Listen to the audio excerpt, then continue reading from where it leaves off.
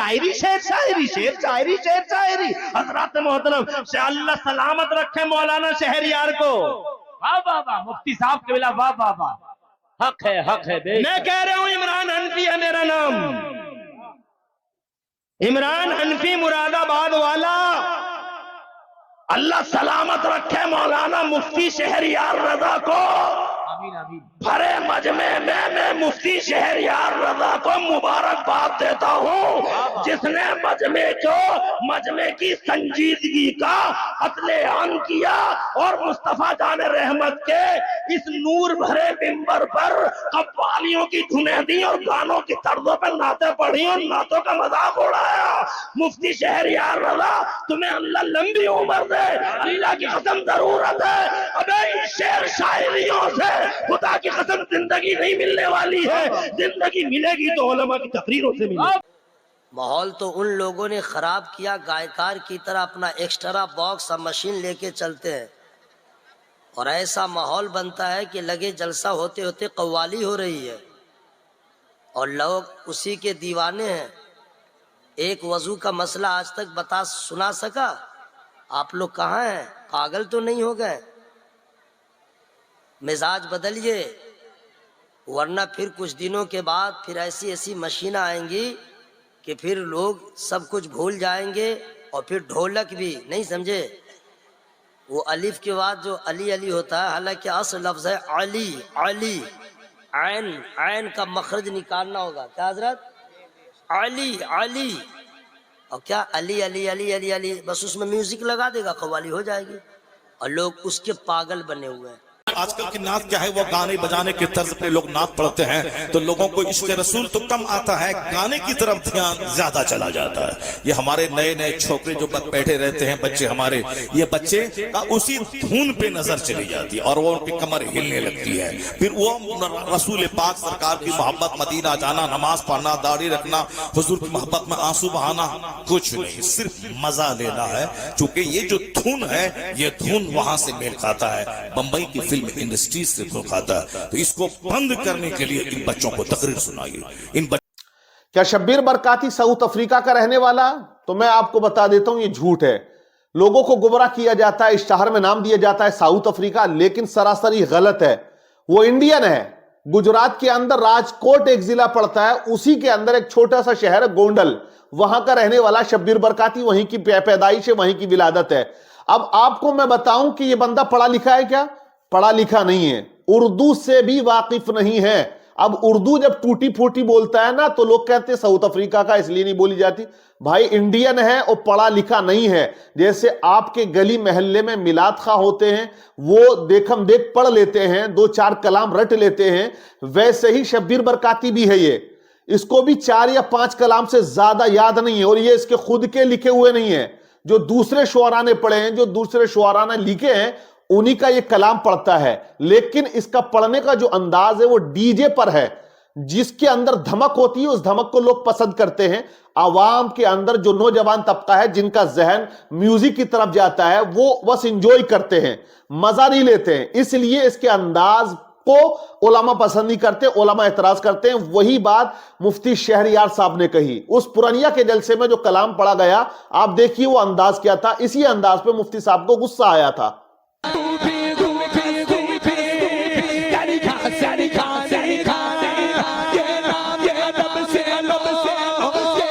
یہ انداز ہے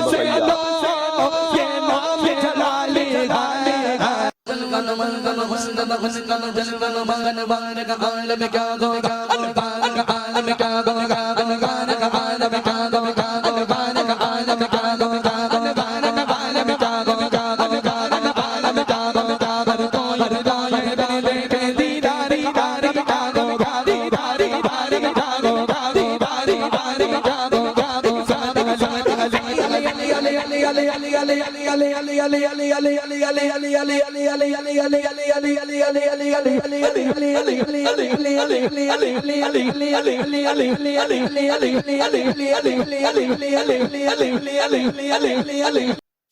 تو یہ انداز جو ہے بالکل غلط ہے.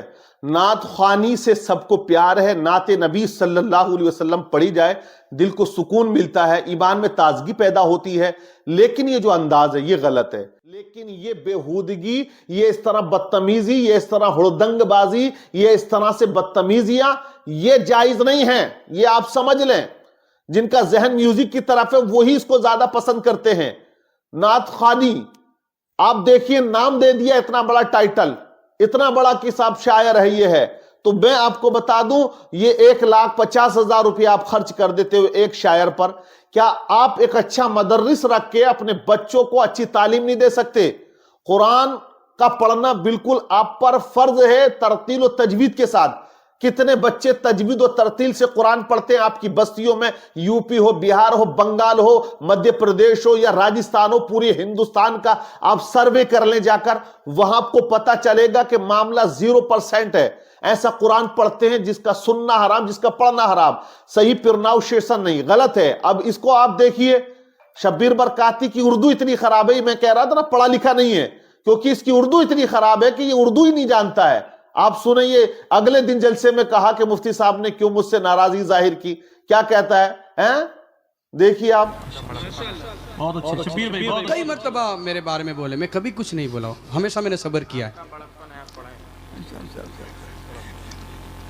اللہ کی ذات ہے عزت اور ذلت دینے والے، اور ہمیں اسی پر ایمان ہے۔ عزت اور ذلت کو کہہ رہا ہے عزت و ذلت، یعنی کہ اس کو تمیز ہی نہیں ہے بھائی، بڑے شین کو چھوٹا پڑتا ہے، چھوٹے کو بڑا پڑتا ہے۔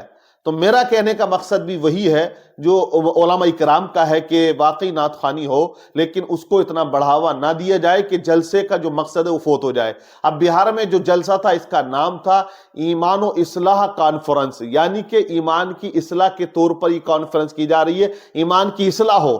تو کیا یہاں ایمان کی اصلاح ہوئی؟ اس جلسے کے اندر 50% لوگ بغیر ٹوپی کے تھے، تو جو مسلمان تھے وہ یہ نہیں سمجھتے کہ ہم جلسہ جا رہے ہیں تو ٹوپی رکھنا ہے نہیں رکھنا، ادب کیا ہے، بے ادبی کیا ہے۔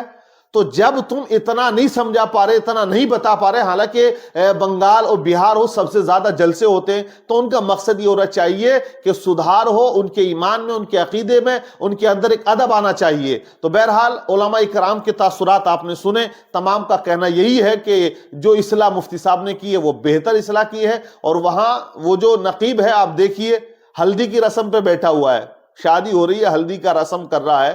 کیا اسلام کے اندر ہلدی کی رسم کرنا یہ جائز ہے؟ یہ پیلے کپڑے پہن کے بیٹھا ہوا پورا بابا لگ رہا، ڈھونگی بابا، تو یہی کہہ رہا کہ ہم اسلام نہیں ہے، مفتی صاحب اسلام نہیں ہے۔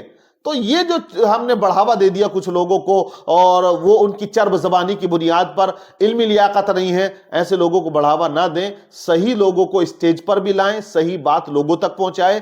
آج عوام جو ہے وہ دھوم دھڑاکے کی تقریر کو جو پسند کرتی ہے، یہ مزاج بھی ہم لوگوں نے ہی بنا دیا ہے۔ اس کو اگر صحیح حدیث سنائیں، بہترین انداز میں قرآن عظیم کی تلاوت سنائیں۔ کیا آپ نے دیکھا کسی جلسے میں، بیچ میں جلسے میں قرآن عظیم کا کوئی ایک رکوع پڑھ کے سنانے والے کسی قاری کو رکھا ہو؟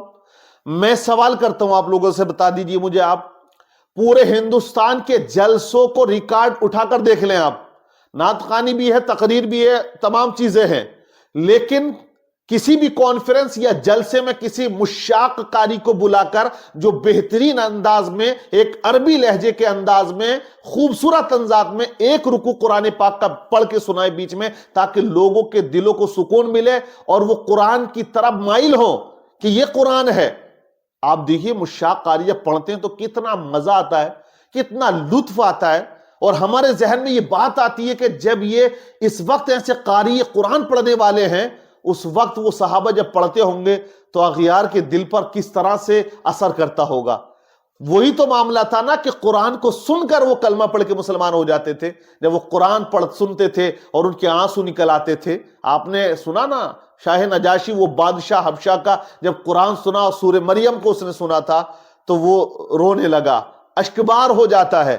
تو وہ انداز تھا۔ تو ہر جلسے میں یہ کہوں گا کہ ایسا قاری ہمیں بلانا چاہیے جس کی آواز بھی اچھی ہو اور جو مشاق ہو، بہترین انداز میں قرآن سنائے اور اس کو بیچ میں رکھیں تاکہ عوام سب اکٹھی ہو اور بغور اس کو سنیں لوگ، اور ان کا دل جو ہے قرآن کی طرف جھکے اور قرآن سے محبت بڑھے اور قرآن پر عمل کرنے کا ایک جذبہ ان کے اندر آئے اور اچھا قرآن پڑھنے کا جذبہ ان کے اندر آئے. لیکن یہ چیزیں ہمارے جلسوں میں آپ کو نہیں ملیں گی. صرف پیسہ ملے گا لٹانے کا، یہ چل رہا ہے. جیسے کہ پہلے لوگ لٹاتے تھے وہی طرز کہ بس لٹا دیا. آپ نذرانہ پیش کر رہے ہیں، ادباً بھی پیش کر سکتے ہیں، بالکل آپ کریے، حوصلہ افزائی کیجیے، اچھی بات ہے. میں نے ابھی ایک جلسے میں دیکھا تو وہ جلسہ روڈ کے کنارے پہ تھا، آواز آ رہی تھی، ہم گاڑی روک کر رکے، وہاں پر ہمارے ساتھ والے پان کھانے کے شوقین تھے، وہ پان لینے کے لیے دکان پر گئے تو وہ کھوکا کھولا ہوا تھا پان کا، وہ ایک بڑا اجتماع تھا وہاں، تو وہاں قرآن پڑھا جا رہا تھا. انہوں نے وہ جلسہ ہی اسی لیے رکھا عالمی قرات کے نام پر، عالمی قرات کانفرنس، اس میں بڑے بڑے قاری انہوں نے بلوائے. اب وہ قاری صاحب پڑھ لیتے، بڑا دل لگ رہا تھا بہترین انداز میں. پھر وہ قرآن، اب جب انہوں نے اپنی قرات کو مکمل کر لیا تو انعام دینے والوں کا انداز دیکھیے. 10,000 روپے ایک سیٹ نے دیے خوش ہو کر کہ فلاں صاحب یہ 10,000 روپے ہدیہ پیش کر رہے ہیں، خوش ہو کر جب انہوں نے قرآن پڑھا ہے تو اس سے خوش ہوئے. کسی نے 5، کسی نے کچھ، تو غالباً 50,000 روپے ان پر یوں انعام آ گیا. تو یہ ایک نوازنے کا ایک طریقہ ہوتا ہے، لیکن ہمارے ہاں تو وہ 10 کے لے آئیں گے گڈی اور چل رہا کام. تو یہ طرز عمل جو ہے وہ کسی قدر بہتر نہیں ہے. بالکل آپ دیجئے، حوصلہ افزائی کیجئے، اور اچھی بات ہے آپ نواز رہے ہیں تو اس کا انداز ہونا چاہیے. لیکن یہ جو معاملات آج چل رہے ہیں بہت زیادہ جو ہے نعت گوئی ہوتی ہے. بہرحال میں مخالف نہیں ہوں، نعت سے محبت ہے اور نعت سے محبت ہونی بھی چاہیے، سننا بھی چاہیے، بچوں کو سکھانا بھی چاہیے. لیکن جو طرز ہے، جو طریقہ ہے، اس کی مخالفت سب کرتے ہیں، یہ نہیں ہونا چاہیے. بلکہ ایسا انداز ہو جب نعت پڑھی جائے تو رونگٹا کھڑا ہو جائے اور دل میں آئے کہ واقعی یہ ہمارے آقا صلی اللہ علیہ وسلم کی سیرت، ان کی صورت اور ان کا جو حسن تھا اس کے بارے میں یہ بیان کر رہا ہے، بات کر رہا ہے، تو وہ نظر میں آ جانا چاہیے. بہرحال آپ جلسوں میں مشاق قاری کو رکھا جانا چاہیے یا نہیں، کیونکہ آج مشاق قاری ملتے نہیں. اس کا ریزن یہی ہے کہ ہم نے ان کو ترجیح نہیں دی، بڑھاوا نہیں دیا. جب ہم ترجیح دیں گے، بڑھاوا دیں گے، تو مجھے امید یہ ہے کہ ایسے ہمارے نوجوان، ان کے اندر یہ جذبہ پیدا ہوگا کہ وہ بہت شاندار قرآن پڑھنے کی کوشش کریں گے اور مشاق قاری ہمارے سماج کے اندر، ہماری قوم کے اندر پیدا ہو جائیں گے. کیا رکھنا چاہیے جلسے میں ضرور یا نہیں، یہ آپ ضرور بتائیے گا کامنٹس کر کے، اور اس بات کو دوسروں تک ضرور شیئر کیجیے.